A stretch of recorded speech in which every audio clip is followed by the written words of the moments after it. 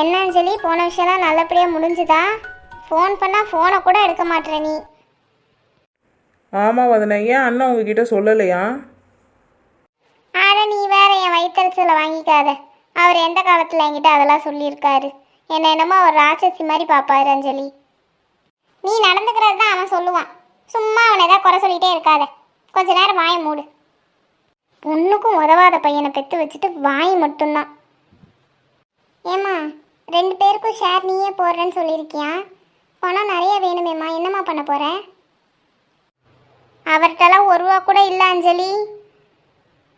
பிரியா, கொஞ்ச நேரம் சும்மா இரு. அவனுக்கும் சேர்த்து இவ தான் பணம் போடுறேன்னு சொல்லியிருக்கா. பின்ன அந்த ஆள்கிட்ட என்ன லட்சக்கணக்கில் இருக்கு? உள்ளது எல்லாத்தையும் அழிச்சாச்சு. அப்புறம் இவ தான் கொடுக்கணும். வதனா, நீங்கள் கவலைப்படாதீங்க. அண்ணன் 1 ரூபா கூட போட வேண்டாம். அவங்க அமௌண்ட் மட்டும் ஒவ்வொருத்தவங்க ஷேர் எவ்வளோன்னு சொல்லட்டும். என்னோடதையும் அண்ணனோடதையும் நானே கொடுத்துட்றேன். அது இருக்கட்டும். உங்ககிட்ட எவ்வளோ பணம் இருக்கு? அவங்க எவ்வளோ ஷேர் கேட்க போகிறாங்கன்னே உனக்கு தெரியாது. உங்ககிட்ட இருக்கிறத விட அதிகமாக கேட்டால் என்ன பண்ணுவ? அதெல்லாம் ஒரு பிரச்சனையும் இல்லை அஞ்சு. என்கிட்ட கொஞ்சம் ஜுவல்ஸ் இருக்குது, அதெல்லாம் சேல் பண்ண போகிறேன். உங்ககிட்ட எத்தனை பவுன் நகை இருந்துற போகுது? விற்றா ஒரு 2-3 லட்சம் வருமா? மீதிக்கு என்ன பண்ணுவ? அஞ்சு, என்கிட்ட 50 சவரன் நகை இருக்குது, அதை எல்லாத்தையும் விற்க போகிறேன். என்னது, 50 சவரனா? எந்த கூமுட்டையாவது போய் இந்த காலத்தில் 50 சவரனை விற்குமா? எதுக்கு 2 பேரும் இப்படி ஆன்னு வாயை பொழந்துட்டு இருக்கீங்க? ஏண்டி, உனக்கு கொஞ்சமாவது கூறு கீறு இருக்கா இல்லையா? ஒரு பவுன் இன்னைக்கு என்ன ரேட்டுன்னு உனக்கு தெரியுமா? போய் 50 சவரனை விற்கிறேன்னு சொல்ற? அதெல்லாம் ஒன்றும் வேணாம். உனக்கு எவ்வளோ பணம் வேணும்னு சொல்லு, நாங்கள் தரோம்.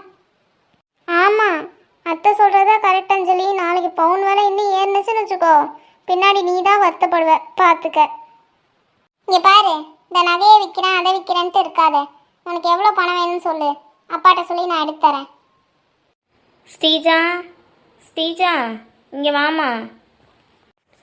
ஸ்ரீஜா, எங்கம்மா இருக்க? இங்கே வாயம்மா. அடக்கடவுளே, இந்த பொண்ணு என்ன இப்படி படுத்திருக்கா? நம்ம அங்கே எவ்வளோ நேரம் கூப்பிட்டுட்ருக்கோம், என்ன ஏதுன்னு கூட கேட்க மாட்டாளே. ஏம்மா ஸ்ரீஜா, என்னம்மா இப்படி படுத்திருக்க? காலை தூக்கி எங்கம்மா வச்சுருக்க? அடக்க உடக்கமாக இருந்து எத்தனை தடவை உனக்கு சொல்லி கொடுத்துட்ருக்கேன், கேட்கவே மாட்டியா நீ? உனக்கு என்ன, நான் எப்படி வேணா படுத்திருப்பேன், அதெல்லாம் நீ கேட்காத சரியா? அது என்ன உனக்கு என்ன எனக்கு என்னன்னு பேச்சு? வர வர உன் பேச்சு உன் போக்கு எதுவுமே சரியில்லை சொல்லிட்டேன். நான் கேட்காம உன்னை வேறு யார் கேட்பா? இங்கே பாரு, இது எங்கள் அப்பா கஷ்டப்பட்டு எனக்காக கட்டின வீடு. இங்கே நான் என்ன வேணா பண்ணுவேன் சரியா? அப்படியா ஸ்ரீஜா, உங்கள் அப்பா ரொம்ப கஷ்டப்பட்டு கட்டினாராம்மா? உங்கள் அப்பா கூட நீ எத்தனை நாளுமா இந்த வீட்டில் தங்கி இருந்திருப்ப? இங்கே பாரு, அப்பா நம்ம கூட இல்லைன்னு நீ அப்படியே ரொம்ப கஷ்டப்படுற மாதிரி நடிக்காத. நல்லா ஜாலியாக தானே இருக்க, பணம் காசு அது இதுன்னு உனக்கு வேணுங்கிறதெல்லாம் செஞ்சுக்கிட்டு. அப்புறம் எதுக்கு சும்மா அப்பா இல்லைன்னு நடிச்சிட்டு இருக்க? சும்மா என்னை அதிகாரம் பண்ணுற வேலையெல்லாம் வச்சுக்காத சொல்லிட்டேன். இப்போ சொன்னால் உனக்கு எதுவும் புரியாது. நான் சந்தோஷமாக இருக்க மாதிரி தான் உனக்கு தெரியும். காசு பணம் இருந்தால் சந்தோஷமாக இருப்பாங்களா? சரிதான், அப்போ நீ இப்படி தான் நினச்சிட்ருக்க. என்னவோ போ, நீயாச்சு உங்கள் அப்பாவாச்சு. அம்மா, ஏம்மா அவள் திட்டிகிட்டு இருக்கீங்க? சதீஷு, வாமா வாமா. அம்மா, ஏன் முகத்தை இப்படி வச்சிருக்கீங்க? நல்லாவே இல்லை. சிரிச்ச மாதிரி இருங்கம்மா, முகத்தை கொஞ்சம் மாத்துங்கம்மா. இப்போதான் எங்கள் அம்மா அழகாக இருக்காங்க. ஆமாண்ணே, உங்கள் அம்மாவை நீங்கள் தான் மெச்சிக்கணும். இவ்வளோ நேரம் இஞ்சி தின்ன குரங்கு மாதிரி என்கிட்ட மூஞ்ச காமிச்சிட்டு இருந்தாங்க. ஏன் ஸ்ரீஜா காலை கொண்டு போய் அங்கே வச்சிருக்க? ஒழுங்கா படுக்க வேண்டியதானே? அண்ணே, இப்போ தான் அம்மாட்ட அதை பற்றி விளக்கம் கொடுத்துட்டு இருந்தேன். தயவு செஞ்சு சும்மா இரு சரியா? கோமதி, கோமதி, எந்திரிமா. வந்துட்டீங்களா? எப்பா, எவ்வளோ நேரம். இவ்வளோ பெரிய வீட்டை வச்சுக்கிட்டு எதுக்கு வாசல்ல படுத்து தூங்குற? கதவை வேற பேன் திறந்து வச்சுக்கிட்டு. இந்த வரேன்னு சொன்னீங்க ஃபோனில், 2 மணி நேரம் ஆச்சு. இப்போ தான் வரீங்க. உங்களுக்கு காத்திருந்து எனக்கு தூக்கம் வந்தது தான் மிச்சம். வரும்போது ஒரு சின்ன வேலை வந்துருச்சு, முடிச்சுட்டு வரதுக்கு இவ்வளோ நேரம் ஆயிடுச்சு. அதுக்கு நீ இங்கேயே கதவை திறந்து போட்டு உட்காந்துருப்ப. பசங்க கூட போய் படுக்க வேண்டியதானே? குமரனும் வரேன்னு சொன்னான், அவனும் இன்னும் வரல சொல்ல பாருங்க. ஏன் கோமதி, உன் பையனுக்கு காசு எதுவும் பத்தலையா என்ன? புது வேலையில தான் சேர்ந்துருக்கானா? 4 மணிக்கு வீட்டுக்கு வர வேண்டிய பையன் மணி 9:30 ஆச்சு, இன்னும் காணும். புள்ளைய காணும்னு சொல்றேன், நீங்க என்ன சொல்லிக்கிட்டு இருக்கீங்க? உங்ககிட்ட சொன்னது சொல்லாமே இருக்கலாம். ஐயோ அம்மா, முதுகு வேற பிடிக்குது.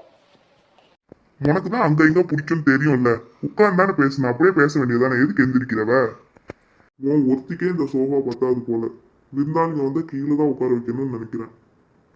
என்ன கிண்டல் பண்ணதெல்லாம் இருக்கட்டும். சாப்பிட்டீங்களா? இல்ல சாப்பாடு எடுத்துட்டு வரட்டுமா? நான் நல்ல சாப்பாடு சாப்பிட்டேன் கோமதி. அப்பாவுக்கும் பொண்ணுக்கும் இதே வேலையா போச்சு. வீட்ல இருந்தா நல்லா கட்டு கட்டுன்னு கட்டுறது, வெளியில போயிட்டு அது நல்லா இல்ல இது நல்லா இல்லன்னு சொல்றது. சரி சரி, பூரணி எங்க தூங்கிட்டாளா? அவ தூங்கிட்டா. குழந்தைங்களுக்கு எல்லாம் வாங்கிட்டு வர சொன்னனே, எங்க கையில ஒன்னையும் காணோம். ஏம்மா, வாங்கி எல்லாம் கடையில் வச்சிருக்கேம்மா. நீ காலைல போகும்போது அந்த வழியா தானம்மா ஆட்டோவில் போவ, அங்கே ஆட்டோவை நிறுத்துமா, எல்லாம் கொடுத்து விட்றேன். அம்புட்டி என்னால் தூக்கிட்டு வர முடியல. நீங்க சுமந்துட்டு வர முடியாத அளவுக்கு எங்க அக்கா வீட்டுக்கு பொருள் வாங்கியிருக்கீங்க. நம்ப முடியலையே.